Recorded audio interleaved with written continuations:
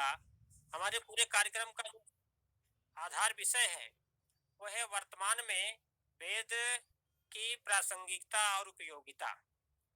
और इसी पर सारा कार्यक्रम चलेगा, उसके विशेष बहुत सारे आयाम हैं। तो आज के जो कार्यक्रम है, वो कार्यक्रम का जो विषय है, पहला विषय था आदर्श समाज निर्माण में आर्य सामाजिक पत्रकारिता, दूसरा विषय है, पहला है अंतरभाषाई समन्वय से राष्ट्रीय एकता। और इसके पहले हम कार्यक्रम प्रारंभ करें, जो सामान्य रूप से एक गोष्ठी का नियम होता है, किसी अध्यक्ष के अध्यक्षता में कोई संगोष्ठी, चाहे अंतरराष्ट्रीय हो, चाहे छोटी हो, चाहे बड़ी हो, आवश्यकता पड़ती है। मैं अनुरोध करूंगा आज की अध्यक्षता के लिए आचार्य वेद प्रिय वेद प्रकाश जी श्रोत्री अगर जुड़ गए हों तो आज की अध्यक्षता स्वीकार करें, जिससे कि हम इस कार्यक्रम को आगे बढ़ा सकें। आचार्य जी जुड़ गए हैं तो सूचित कर दें। जी, मैं जुड़ गया हूँ और आपकी आवाज में सुन रहा हूँ। अच्छा, बहुत बहुत धन्यवाद आपको। बड़े सम्मान के साथ में हम सभी जितने भी लोग जुड़े हुए हैं, आचार्य शास्त्र श्रोत्री जी को सभी लोग जानते हैं, दुनिया जानती है कि आप आर्य समाज के क्षेत्र में आपका योगदान वेद के लिए, आर्य समाज के लिए, दयानंद के लिए पूरा जीवन समर्पित किया हुआ है। आर्य लेखक परिषद की तरफ से आपका बहुत बहुत अभिनंदन है, स्वागत है। और धन्यवाद। डॉक्टर विनोद कुमार बिलासराव जी बेदारी जी का भी बहुत बहुत स्वागत है, अभिनंदन है। और दूसरे जो वक्ता है हमारे आचार्य विमल कुमार जी, जो हरदोई उत्तर प्रदेश से है, आर्य जगत के जाने माने वक्ता हैं और चिंतक भी हैं, गवेषक भी हैं, उनका भी स्वागत है, अभिनंदन है। तो मैं अध्यक्ष जी से अनुमति चाहता हूँ कि अनुमति दें और हम जिससे कि कार्यक्रम को आगे बढ़ा सके। जी अखिलेश जी, मति आपकी है, अनुमति मेरी है। धन्यवाद आपको। दोनों लोगों की मति एक हो गई है कि कार्यक्रम को आगे बढ़ाया जाए। एक ऋग्वेद का जो मंत्र है, वो भाषा के संबंध में याद आ गया, बहुत ही अच्छा मंत्र है। अहम राष्ट्रीय संग मणि वसूनाम चिकित्सि प्रथमा यजिया नाम तामा देवा यधतु पुरुषा भूरिस्तत्राम भूरिया द्वेषयन्तीम। अर्थात राष्ट्र की भाषा ही मनुष्यों में ज्ञान प्रदाता, राष्ट्र की ऐश्वर्य प्रदाता व नागरिकों में दिव्य शक्ति संचालिका होती है। आज का जो विषय है, वो विषय है आपका डॉक्टर विनोद कुमार बिलासराव बेदारी जी का। वो विषय है कि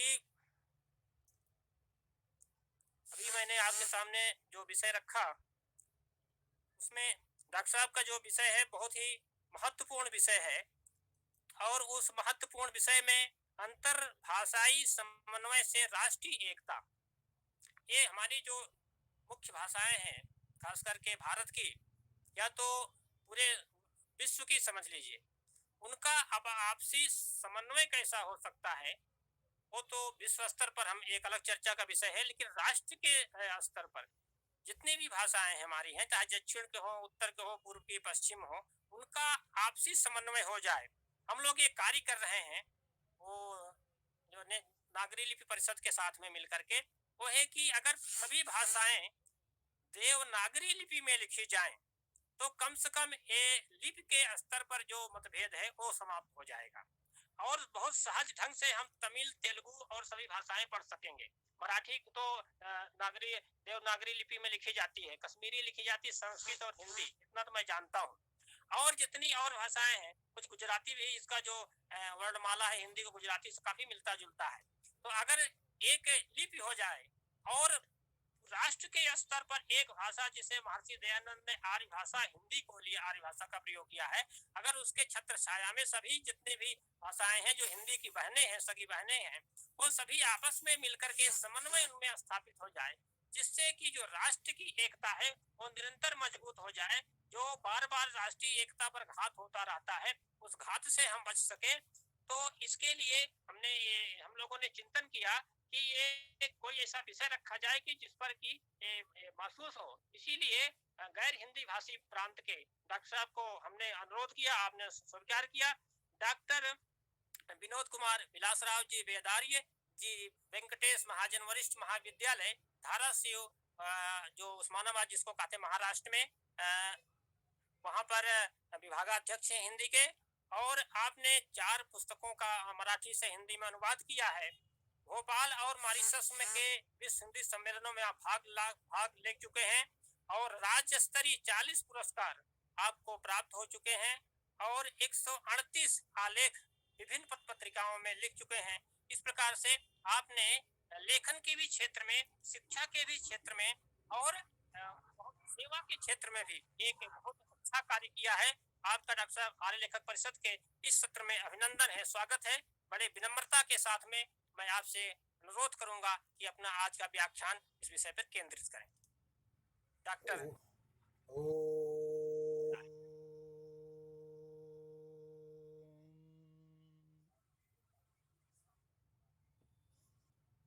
आर्य लेखक परिषद की ओर से यह जो अंतर्राष्ट्रीय संगोष्ठी वेबिनार के माध्यम से हो रही है, इसके लिए मैं सर्वप्रथम आप सभी आयोजकों को शुभकामनाएं देता हूं। हमारे विषय को आरंभ करने से पूर्व मैं आप सभी से विनम्र निवेदन करता हूं कि आप इस गूगल मीट में जो शामिल हुए हैं, सम्मिलित हुए हैं, उन सभी से विनम्र अनुरोध है कि आपके सामने का माइक म्यूट करें ताकि मैं अपनी बात बिना किसी व्यवधान से रखूं। अभी अखिलेश जी ने जिस मंत्र का उच्चारण किया वह ऋग्वेद के दशम मंडल के 125वें सूक्त का तीसरा मंत्र है, तीसरा या चौथा मंत्र है। तीसरा। इस मंत्र में वाणी यानी इस सूक्त को ही वाक सूक्त कहा जाता है और इस सूक्त में वाणी बार बार कहती है अहम अहम अहम, मैं ऐसी हूं, मैंने ऐसे किया है, वगैरह वगैरह। देखिए, भाषा के चिंतन में ऋग्वेद के इस दशम मंडल के 125वें सूक्त के जो 8 मंत्र हैं, इन मंत्रों को अगर सही रूप में समझा जाए तो यह एक राष्ट्र निर्मात्री भाषा का वर्णन किया गया है। अर्थात जिस भाषा का यहाँ उल्लेख किया गया है वह वैदिक संस्कृत भाषा ही है, परंतु वेदों में कहीं भी भाषा शब्द नहीं आया है। भाषा के स्थान पर वाक, वाच, वाणी इत्यादि शब्दों का प्रयोग हुआ है। और सबसे महत्वपूर्ण बात मेरी दृष्टि से यह है कि वेदोद्धारक महर्षि दयानंद सरस्वती जी ने इस वाणी को, इस वाचा को, इस वाक को सभी के लिए स्वतंत्र किया है। अर्थात सभी इस वैदिक वाणी को बोलें, चालें, आपस में बात करें, इसी वाणी में वेद की इस कल्याणकारी वाणी का सभी अनुग्रह प्राप्त करें। इस अर्थ में यजुर्वेद का एक मंत्र मैं आपके सम्मुख प्रस्तुत करता हूं अपने विषय को आरंभ करने से पूर्व।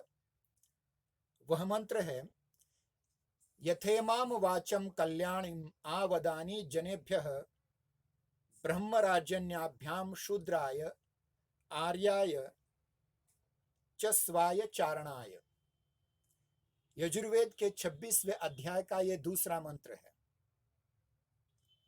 इस मंत्र में महर्षि दयानंद सरस्वती जी ने इसकी जो व्याख्या की है, जो इसका व्याख्यान किया है, उसमें इस मंत्र की जो अर्धाली, प्रथम अर्धाली है, उसे तो सब समझ जाते हैं कि यह जो वेद रूपी कल्याणकारी वाणी है वह ईश्वर सबको सुना रहे हैं।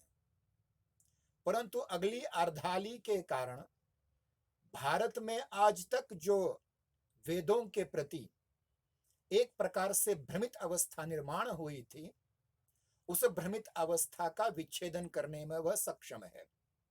अर्थात ये अर्धाली ये कहती है ब्रह्मराजन्याभ्याम शूद्राय चार्याय च स्वाय चारणाय।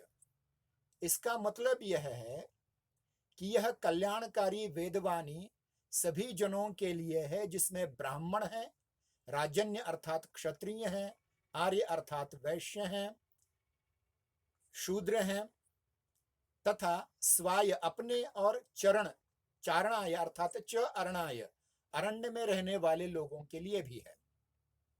अर्थात भारतवर्ष ही नहीं, संपूर्ण विश्व के सभी प्रकार के मानवों के लिए वेदवाणी सभी के लिए खुली है। सब उसका अध्ययन, अध्यापन, पठन पाठन कर सकते हैं।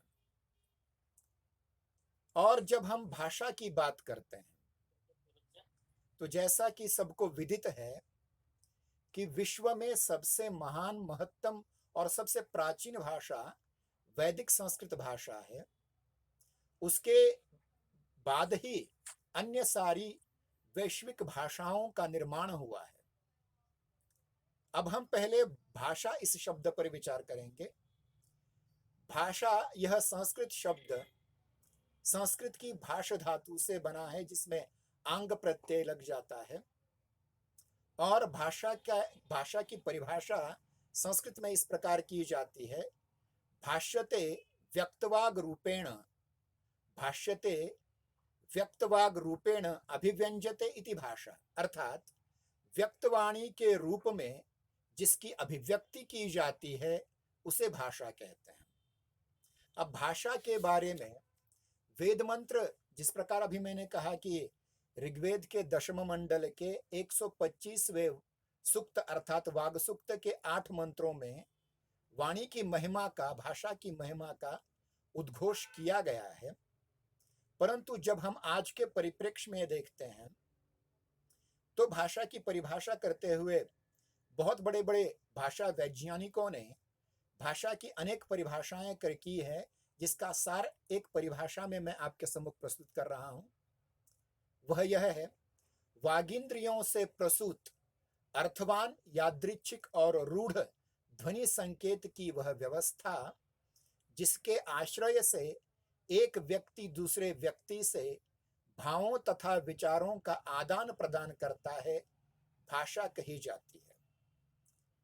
अर्थात जो वागिंद्रिय हमारे हैं, नाभि से लेकर के मुख तक या मुखनासिका विवर तक, जीभ है, काकल्य है या फिर कंठ है, इन सभी वागिंद्रियों से जो अर्थवान और यादृच्छिक, जैसी इच्छा कहने वाले सुनने वाले की हो, ऐसे और रूढ़ ध्वनि संकेतों की वह व्यवस्था जो परमात्मा ने हमारे मानव शरीर में, एकमात्र मानव शरीर में बनाई है, तो उसके द्वारा एक व्यक्ति दूसरे व्यक्ति पर अपने भाव, विचार अथवा इच्छाएं प्रकट करता है, तो उस व्यवस्था को भाषा कहते हैं। इस बारे में एक दो बातें और महत्वपूर्ण हैं।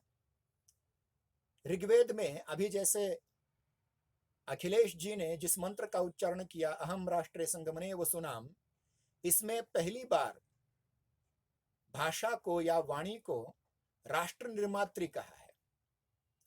आगे चलकर अगर एक एक वैदिक वांग्मय से लेकर के लौकिक संस्कृत के वांग्मय को भी अगर हम देखें तो उसमें बहुत सारे वैयाकरणकारों ने, बहुत सारे भाषाविदों ने भाषा की या वाणी की परिभाषा करते हुए या उसके कुछ लक्षण बताते हुए बात कही है।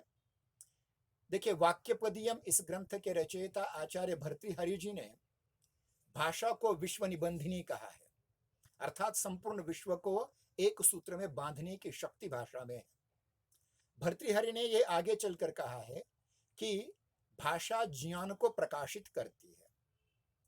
आचार्य दंडी जी ने यह कहा है कि यदि भाषा रूपी, अर्थात उन्होंने शब्द शब्द का प्रयोग किया है, हम उसे भाषा अर्थ में लें तो वे कहते हैं कि भाषा रूपी ज्योति संसार में न जलती तो संसार में चारों ओर अंधेरा छा जाता। आचार्य पाणिनि, जिन्होंने विश्व का सबसे महत्वपूर्ण वैयाकरणिक ग्रंथ अष्टाध्यायी लिखा, वे और उस अष्टाध्यायी पर महाभाष्य रचने वाले महर्षि पतंजलि ने लोक व्यवहार को भाषा ज्ञान का प्रमुख साधन माना है। शतपथ ब्राह्मण में भाषा को विराट कहा है। यजुर्वेद में भाषा को विश्वकर्मा की उपाधि दी है। इतना ही नहीं, शतपथ ब्राह्मण में आगे चलकर यह भी कहा है कि वाणी द्वारा ही विश्व के सारे कार्य किए जाते हैं। तांड्य महाब्राह्मण में भाषा को नदी की उपमा दी है। जिस प्रकार नदी हमेशा बहती रहती है, उसी प्रकार भाषा भी बहती रहती है। आगे चलकर ऐतरेय ब्राह्मण में भाषा को समुद्र कहा गया है, जो अक्षय होता है। समुद्र कभी सूख नहीं जाता, हमेशा वह अपनी मर्यादा में बंधा रहता है। इस प्रकार से अनेक वैदिक एवं वैदिक व्याख्यानों के ग्रंथों में भाषा या वाणी की बहुत सी प्रशंसा की है। लेकिन जब हम आज के परिप्रेक्ष्य में देखते हैं तो एक कहावत हमारे सामने प्रस्तुत होती है, 4 कोस पर बदले पानी, 8 कोस पर वाणी। अर्थात बोली भाषाएं बदलती रहती हैं, उनकी भौगोलिक सीमा होती है, उनकी ऐतिहासिक सीमा होती है। और ध्यान रहे कि जो भाषा की जो अलग अलग इकाइयां हैं, उसमें जो सूक्ष्मतम इकाई है ध्वनि, ध्वनि से लेकर के अक्षर, अक्षर से वर्ण, वर्ण से शब्द, शब्द से पद, पद से वाक्य, वाक्य से महावाक्य, जिसको प्रोक्ति भी कहा जाता है। इस प्रकार भाषा के अनेक छोटी छोटी इकाइयों से भाषा बड़ी बनती जाती है।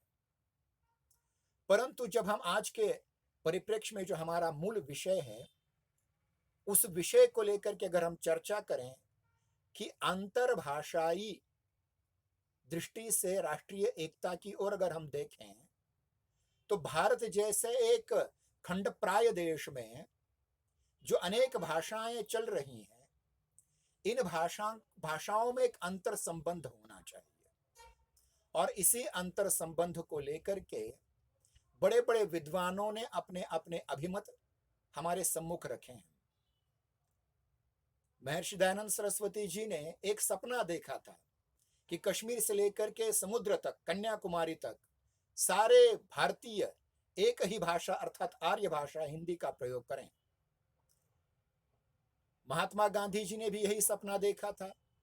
ये दोनों महापुरुष गुजरात की धरती से हैं, किंतु उन्होंने अपनी प्रादेशिक भाषा का व्यवहार न करते हुए हिंदुस्तानी भाषा, भारतीय भाषा, आर्य भाषा, हिंदी भाषा का प्रयोग किया।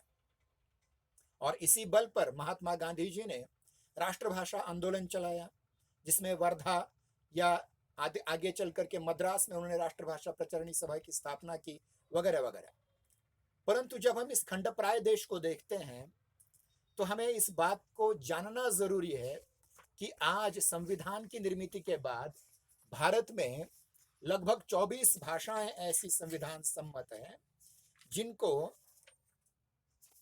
जिनको राष्ट्रभाषा या राष्ट्रीय भाषा के रूप में हम स्वीकार कर सकते हैं। इन भाषाओं में जो भाषाएं हैं, इन भाषाओं में असमिया, उड़िया, हिंदी, सिंधी, कन्नड़, कश्मीरी, उर्दू, कोंकणी, गुजराती, डोगरी, तमिल, तेलुगु, नेपाली, पंजाबी, बोडो, बंगाली, मराठी, मलयालम, मणिपुरी, मैथिली, सिंधी, राजस्थानी इत्यादि के साथ साथ संस्कृत और अंग्रेजी का भी समावेश है। तो इन सबको मिलकर के हमारी 24 राष्ट्रीय भाषाएं होती हैं। अंग्रेजी का मैंने इसलिए उल्लेख किया कि ये विदेशी भाषा होते हुए भी ज्ञानपीठ पुरस्कार देने के लिए, साहित्य अकादमी पुरस्कार देने के लिए इस भाषा को मान्यता प्रदान की गई है। इसलिए इन सभी भाषाओं को अगर हम समझें, देखें, तो इनमें एक जुड़ाव होना चाहिए, लगाव होना चाहिए। अब देखिए, अगर हम भारतीय भाषाओं की एकात्मता को या भारतीय भाषाओं की सहसंबंध को स्पष्ट करना चाहें तो बहुत सारे लोगों ने इस पर प्रयास किए हुए हैं। मैं महाराष्ट्र की धरती से हूं और अभिमान से ये कहता हूं कि हमारे यहाँ एक महान विद्वान हुए थे जिन्होंने सामाजिक कार्य में बहुत सारा कार्य किया हुआ है, और उनमें से एक हैं साने गुरुजी। साने गुरुजी एक बहुत महत्वपूर्ण कार्यकर्ता के रूप में हमारे सामने उपस्थित होते हैं, जो गांधीवादी थे। जिस प्रकार विनोबा जी ने हिंदी के लिए, राष्ट्रभाषा के लिए बहुत सारा कार्य किया है, उसी प्रकार साने गुरुजी ने भी किया है। साने गुरुजी जब अंग्रेजों की जेल में, त्रिचिनापल्ली के जेल में थे, उस कारागार में थे, तब उन्होंने, उनका संबंध अनेक दक्षिण भारत के अनेक भाषिकों से आया और उन्होंने ये पहचान लिया कि दक्षिण की भाषाओं का वैभव भी बहुत महत्वपूर्ण है। चाहे वो तमिल भाषा हो, चाहे मलयालम भाषा हो, चाहे कन्नड़ भाषा हो, चाहे तेलुगु भाषा हो, चाहे तुलु भाषा हो, इन सभी भाषाओं की महत्ता को उन्होंने पहचाना और उन्हें इस प्रकार का खेद हुआ कि हम भारतवर्ष में रहते हुए भी हम अपने भारत दक्षिण की भाषाओं से परिचित नहीं हैं। तब उन्होंने अन्य प्रांतों में बोले जाने वाली भाषाओं का अध्ययन आरंभ किया और उसके लिए एक नई संकल्पना हमारे सामने लाई, एक नई अवधारणा सामने लाई, जिसको आंतर भारतीय कहते हैं। अर्थात भारत की जो अंदरूनी भाषाएं हैं, भारत में जो बोले जाने वाली या साहित्यिक भाषाएं हैं, उन भाषाओं को भी हम एक दूसरे से जोड़ें और इन सब को मिलाकर के हम एक दूसरे की भाषा का अध्ययन करते हुए एक दूसरे के वक्तव्य को समझें, एक दूसरे के लेखन को समझें। अब देखिए कि अगर इस खंडप्राय देश को एक बनाना है तो हमारे सामने सबसे बड़ी समस्या ये आती है प्रांतीयता, जिसको हम प्रादेशिकता भी कहते हैं। अगर हम हिंदी जानने वाले लोग दक्षिण की किसी एक भाषा का अध्ययन करें तो हमें यह प्रतीत होगा, यह विदित होगा हमें कि इन दक्षिण की भाषाओं में लिखा गया साहित्य भी वेदानुमोदित है। अगर देखा जाए तो भारतीय भक्ति आंदोलन का आरंभ ही दक्षिण में हुआ है। दक्षिण के तमिलनाडु के नायनमार और आलवार संतों ने, अर्थात वैष्णव और शैव संतों ने जिस भक्ति का निर्माण किया, जिस भक्ति को दक्षिण से, कबीर के बारे में भी कबीर ने भी इस प्रकार कहा है कि भक्ति उपजी लाए, यानी द्रविड़ से रामानंद उनके गुरु भक्ति को ले आए।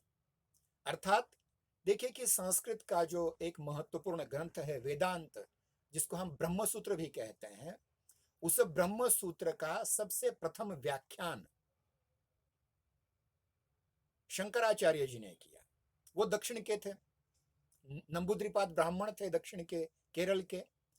और उसके साथ ही हम देखते हैं कि वेदांत पर उनकी अद्वैतवादी टीका और उसके उपरांत रामानुजाचार्य, वल्लभाचार्य, निम्बार्काचार्य इत्यादि आचार्यों ने वेदांत की व्याख्या करके उसे भक्ति से जोड़ करके दक्षिण से उत्तर भारत तक प्रवाहित किया। तो हम ये कह सकते हैं कि भारत का जो पहला भक्ति का आंदोलन था उसमें अंतः प्रादेशिक वैशिष्ट्य हमें मिलेंगे।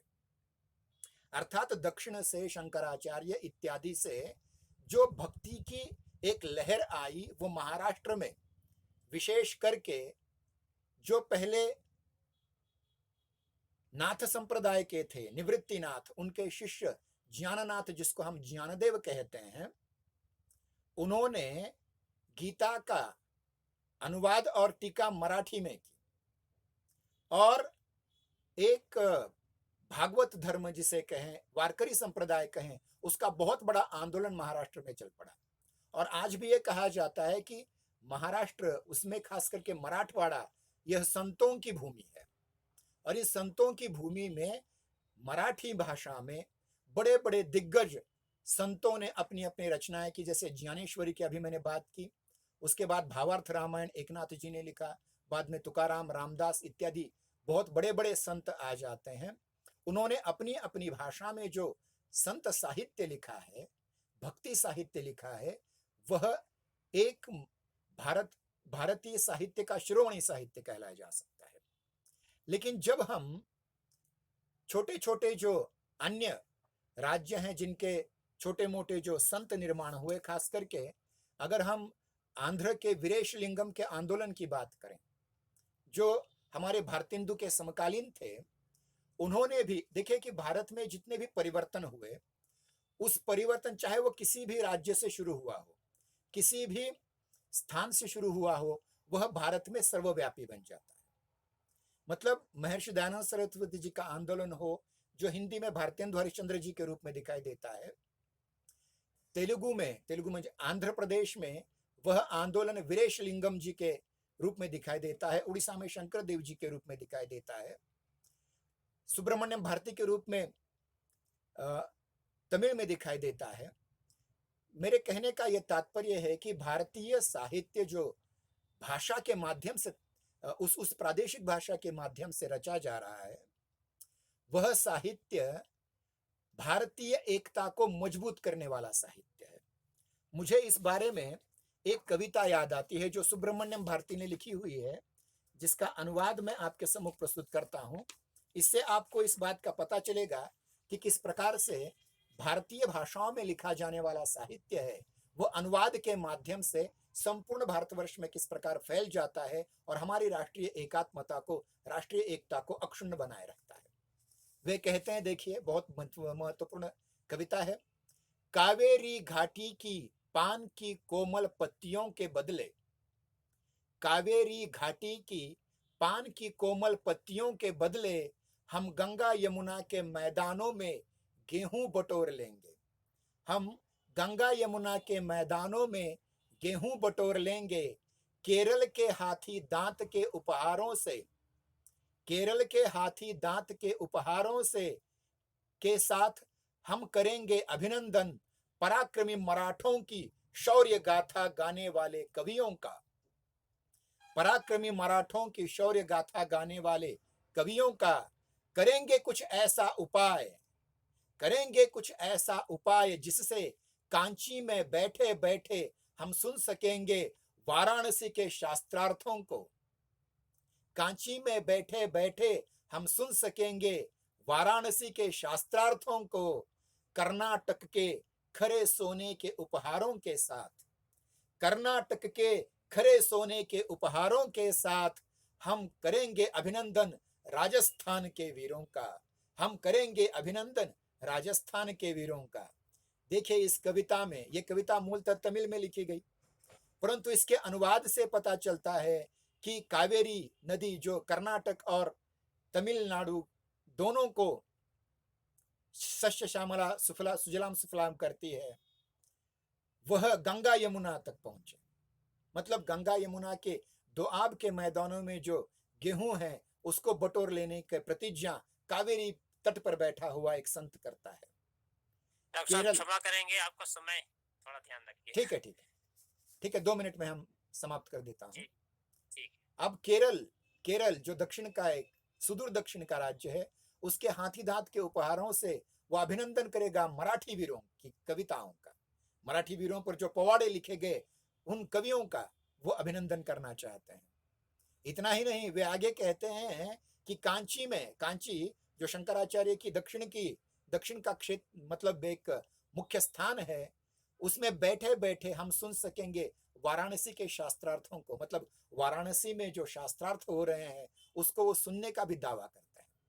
और आगे कहते हैं कि कर्नाटक में जो सोना उगलती है धरती, उसमें उसके सोने से वह अभिनंदन करेंगे राजस्थान के वीरों का, राणा प्रताप आदि का। तो ये अंतर भारतीय है, एक प्रकार से एक अंतर प्रादेशिक वैशिष्ट्य हमें नजर आता है इस राष्ट्रीय एकात्मता के स्रोत में। और देखिए भारत की जितनी भी भाषाएं हैं, उन सभी भाषाओं में जिस समय जो लिखा गया है उसको हम भारतीय साहित्य कह सकते हैं। दुर्दैव इस बात का है कि जिस प्रकार से हम एक भारतीय के रूप में सामने नहीं आते, प्रत्येक व्यक्ति मैं मराठी, मैं बंगाली, मैं पंजाबी इस रूप में सामने आ रहा है, वैसे ही हमारा साहित्य भी मराठी साहित्य, हिंदी साहित्य, पंजाबी साहित्य, गुजराती साहित्य, तमिल साहित्य, तेलुगु साहित्य इत्यादि के रूप में आ रहा है। परंतु अगर हम भारतीय साहित्य की अवधारणा को इसमें जोड़ने का प्रयास करें तो हमें पता चलेगा कि 200 वर्षों की लंबी परंपरा होने के बावजूद भी भारतीय साहित्य इस अवधारणा को अभी भी लोगों ने स्वीकार किया नहीं है। अब देखिए कि इसमें भारतीय साहित्य के इतिहासकार डॉक्टर शिशिर कुमार दास जी ने एक महत्वपूर्ण बात कही है। वह है कि भारतीय साहित्य की जो अवधारणा है वह पर्याप्त पुरानी होते हुए भी अपनी एक अलग साहित्यिक संकल्पना के रूप में आज भी उभर कर सामने नहीं आई है। तो ये कब से आई थी? देखिए, भारतीय साहित्य की अवधारणा आई थी वह पाश्चात्य भाषाविद, जर्मन भाषाविद या प्राच्यविद, जिनको ओरिएंटलिस्ट कहा जाता है, उनके माध्यम से आई थी। और लगभग 200 वर्ष पूर्व भारतीय साहित्य का इस अभिधान का प्रयोग अलग अलग अर्थों में किया हुआ था। सर विलियम जोन्स ने 1783 में पंडित रामलोचन कविभूषण से संस्कृत सीखी और कालिदास के संस्कृत नाटक अभिज्ञान शाकुंतलम का अंग्रेजी अनुवाद किया। तब से संपूर्ण विश्व को यह पता चला कि भारत में इतना सर्वश्रेष्ठ साहित्य है, भारत की भाषाएं इतनी समृद्ध हैं। और उसके उपरांत हम देखते हैं कि ये अनुवाद जब जर्मन दार्शनिक गेटे के हाथ में पड़ा तो उस पुस्तक को लेकर के वो सिर पर रख करके नाचने लगा और उसने भूरी भूरी प्रशंसा की। सन 1808 में फ्रेडरिक श्लेगल नाम के एक जर्मन दार्शनिक ने, भाषाविद ने एक पुस्तक लिखी, the language and wisdom of the Indians. इस पुस्तक में भारतीय भाषाओं का तुलनात्मक अध्ययन उन्होंने किया था। और इसके उपरांत हम देखते हैं कि सर मॉरिस विंटरनिड्स ने पहली बार भारतीय साहित्य अर्थात भारतीय भाषाओं में लिखे गए साहित्य की अवधारणा हमारे सामने रखी और बहुत सारे ग्रंथों का अनुवाद उन्होंने किया। सन 1852 में अल्बर्ट वेबर ने संस्कृत भाषा के साहित्य को भारतीय साहित्य कहा। इतना ही नहीं, मैक्स मूलर, जिन्होंने वेदों का अध्ययन किया और तीन महत्वपूर्ण ग्रंथ लिखे, what can India teach us, some chips from Indian workshop, Ram Mohan to Ramakrishna. और वे कहते हैं, देखिए, वे भारतवर्ष को अपना मंदिर मानते हैं। मैक्स मूलर भारतवर्ष को अपना आध्यात्मिक घर मानते हैं। अपने चर्म चक्षुओं से भारत भूमि का दर्शन न करने का खेद उनको था। वे कहते थे, यूरोप के ज्येष्ठ एवं श्रेष्ठ विद्वज्जन जिस प्रकार रोम और एथेंस को जाने के लिए तरसते हैं, ठीक उसी प्रकार मैं वाराणसी को अपनी आंखों से देखने के लिए तरस रहा हूं। वे कहते हैं कि मैं वाराणसी में ही हूं, ऐसी मुझे अनुभूति होती है क्योंकि मेरा अध्ययन कक्ष ही वाराणसी है। Sir William Jones, Friedrich Schlegel, Maurice Winternitz, A B. Keith, Albert Weber, Max Müller आदि प्राच्यविदों ने जिस भारतीय साहित्य की अवधारणा को रखा, उस अवधारणा को बहुत सारे लोगों ने आगे ले लिया है, जिनमें बहुत सारे नाम आते हैं, जिसमें H.G. लॉरेंसन ने। डॉक्टर साहब, आपका हाँ, समय ठीक है, ठीक है, ठीक है, अभी और एक हाँ, घंटा है, क्योंकि ये भी इसका एक समय हमने लिया हुआ है ठीक है, गूगल ठीक है, मीट ठीक है, मैं से। समाप्त करता हूँ। मुझे जी, जी। इस इतने बड़े ज्ञान यज्ञ में, वाग यज्ञ में अपने विचार रखने की जो बहुत बड़ा अवसर दिया, इसके लिए मैं आर्य साहित्य लेखक परिषद आर्य लेखक परिषद। आर्य लेखक आर्य परिषद का अभिनंदन करता हूँ, अभिवादन करता हूँ। शेष कभी जो बातें रह गई हैं कहने की, हालांकि मैं अन्य अन्य जितने भी हमारे अलग अलग समूह हैं, हिंदू मुस्लिम, इन सब में भी किस प्रकार से एकात्मता राष्ट्रीय भारतीय भाषाओं के माध्यम से की जा सकती है, इस पर भी विचार रखने वाला था। ठीक है, मुझे ये अवसर दिया, इसलिए आप सभी को, खास करके हमारे मार्गदर्शक प्राध्यापक ओम प्रकाश होलीकर जी को चरण स्पर्श करते हुए और आप सभी को चरण स्पर्श करते हुए मैं अपना स्थान ग्रहण करता हूं। अगर मुझसे बोलने में कुछ त्रुटि रह गई हो तो बड़े दिल से आप मुझे क्षमा कर देंगे, इस अपेक्षा के साथ अपने वक्तव्य को विराम देता हूं। जय हिंदी, जय नागरी। धन्यवाद। बहुत बहुत धन्यवाद डॉक्टर साहब, बहुत बहुत हृदय से आभार। आपने कम समय है और जितना समय आधे घंटा का था आपका, कुछ मुझको लग रहा विषय इतना बड़ा था कि समेटना जो है बहुत कम में बड़ा मुश्किल था, लेकिन तभी आपने बहुत ही प्रयास से, बहुत ही सावधानी पूर्वक चीजों को जिस तरह से रखा है, बड़े ही तारतम्य तरीके से, वो जिसके प्रशंसा सभी को करनी चाहिए। हमको लग रहा काफी लोगों को इसमें काफी ज्ञानवर्धन हुआ होगा और जो आज का विषय था उसको आपने पूरा तरह से समेटा और क्योंकि आपका लग रहा था कि और कुछ बोलूं, और लेकिन चूंकि समय की बद्धता है, इसके लिए मैं क्षमा चाहता हूं आपसे। फिर हम अवसर आएगा, फिर कार्यक्रम करेंगे, तो फिर आपकी सेवा मैं लेना चाहूंगा।